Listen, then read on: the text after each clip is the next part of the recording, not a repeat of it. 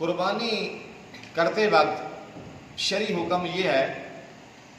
کہ جس آدمی نے قربانی کرنی ہے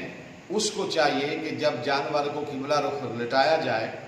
چھری کو تیز کیا جائے، یہ اس کا عمل ہونا چاہیے تاکہ جانور کو تکلیف نہ ہو، اور اس قربانی کرنے والے کو یہ دعا پڑھنی چاہیے،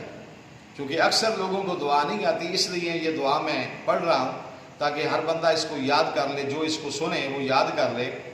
کہ وہ اس وقت یہ دعا مانگے جانور کو ذبح کرتے وقت، انی وجہت وجہی للذی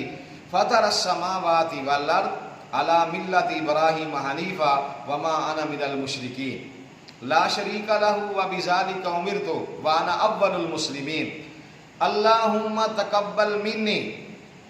بسم اللہ اللہ اکبر اللہ اکبر۔ یہ دعا پڑھ کر جانور کے گلے کے اوپر جو ہے نا وہ چھری چلائے، یہ دعا ہے، اس کو آپ سنیں، اس کو یاد کریں۔ وہ اس آدمی کو چاہیے کہ وہ اس کو یاد کرے، جب جانور کی قربانی کرے تو اس کو پڑھے، اور اس کا ترجمہ یہ ہے، اس کا مطلب یہ سادے لفظوں میں سمجھا دیتا ہوں کہ وہ بندہ اللہ تعالیٰ کی بارگاہ میں عرض کرتا ہے کہ میں حضرت ابراہیم علیہ السلام کی سنت کو زندہ کر رہا ہوں اس ملت کے اوپر، اور میں اللہ تعالیٰ کے حکم کو ماننے والا ہوں، نافرمانی نہیں کرنے والا، اور دعا کرتا اللہم تقبل منی، اللہ میری طرف سے اس کو قبول فرما لے۔